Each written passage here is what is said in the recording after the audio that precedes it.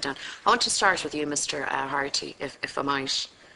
And just to state at the outset that on the occasion of the last budget, as has been the case in previous budgets, carers were disproportionately hit. I personally think that cut to the respite care grant was particularly reprehensible, and I'm on the record for the time at that. I would like to see the government take the opportunity to reverse that particular decision. You made a very interesting point, Mr. Harty, about incentivising care work. I think this is really important. And in light of that, I'd like to ask you on behalf of your members what your attitude is to 0 hours contracts. That's my question to you. 0 hours contracts are familiar. I'm sure the committee are familiar with this exploitative phenomenon. I'd like Mr. Harty to set out the position of his organisation on it. Because of the nature of care work, generally the majority of care workers are actually part-time, and if we want to be able to provide care efficiently and affordably, 0 hour contracts are part of the needs that are there. Can I say to Mr. Harty, and I say this with all due respect to you and your members, and I'm taken with some of the points set out in your pre-budget submission, but can I say to you, from my perspective, you have 0% credibility in making an argument for social inclusion or against exploitation or pressure at the front line.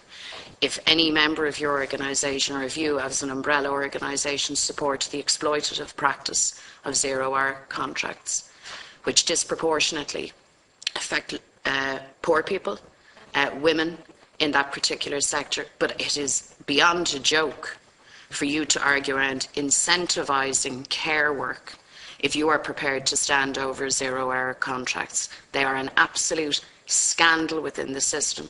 Here's my concern, and here's the reality take.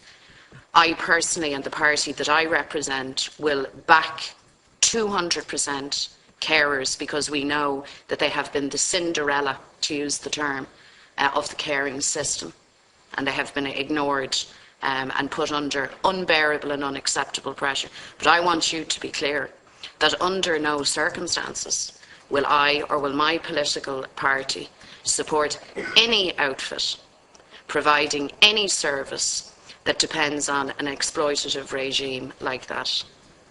And I want you to really understand that. I'd like you to bring that message back to your members. If we are to value care work, and my criticism of government would be this: you see the whole raft of cuts to carers, to people with disabilities and so on.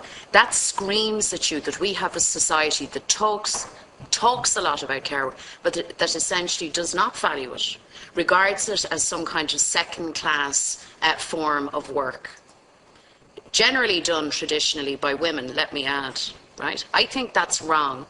I think that's absolutely wrong. We need to put a premium on those services and on that work in our society.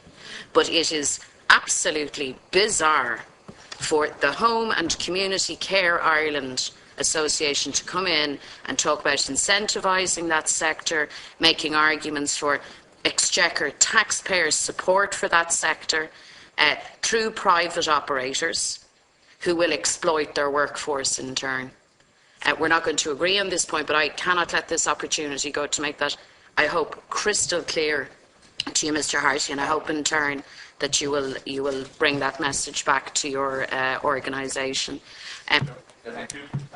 Yeah, Deputy, some interesting points made there. With regard to 0 hour contracts, I suppose it's important to note out it's not just private operators that use that. It's Section 39 funded companies, it's home help organisations as well.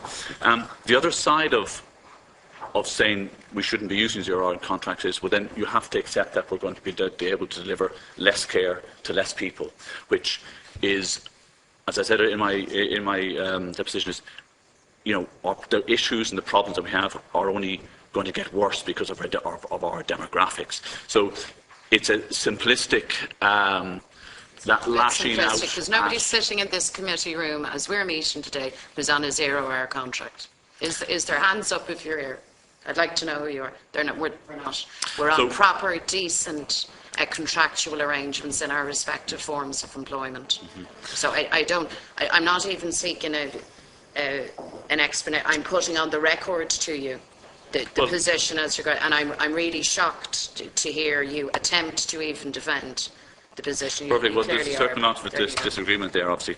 With regard to your point about incentivising carers come industry, we're certainly in agreement with that.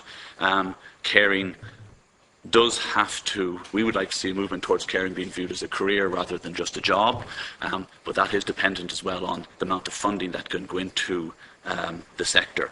I think also it's very, very important to point out there's a misconception there that there's some difference between a home help organisation and a private operator or a Section 39 funded company, whether it be the Alzheimer's, whatever. We all operate under the same cost structures. They have chief executives they pay their carers, they have administration costs, they have financial costs. There's no difference. There's a misconception out there that we're talking about voluntary organisations. We're not. These are people who receive funding through Section 39, and let me say, Section 39 funding is paid up front, without any need for an invoice or accountability or transparency.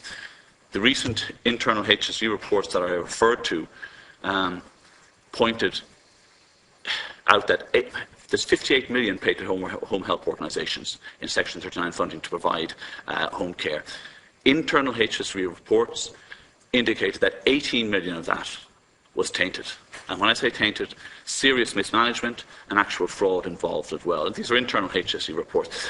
So we have to remember what we're talking about here. We all have the same end game. We want to deliver the best quality care to the maximum number of older people. I think, bringing up issues of zero contact is fine, but what we need then is what's your solution to ensure that the more older people that are going to come on stream over the next few years are looked after. And we'll certainly open to any solutions or suggestions you might have around that. But let's not forget the focus that we need is best quality care to the maximum number of people possible. And that's done through accountability, through transparency, which is within the home health sector is not presently existent. Well, I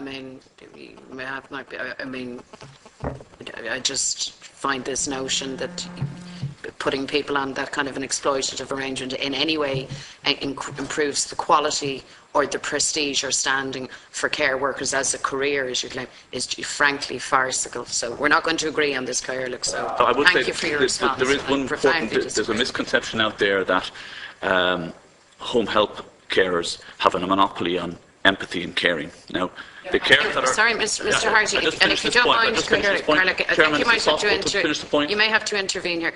If you don't mind, this wasn't an invitation for you to go off on some reverie of a series of distractions. I've made my point to you on the issue of zero. It might interest you to know it's a position shared by many, many, many people, the actual workers who provide the care. So this isn't. Please don't accuse anybody sitting on this side of the table of misconceptions. There's no misconception at play here. The reality is that 0 hours contracts are used routinely. The reality is that it's wrong, and the reality is that for anybody to come here and talk about prestige or quality or anything else whilst participating in that practice is ludicrous. Yeah. So that's... thanks. It's actually the time this slot is now actually finished.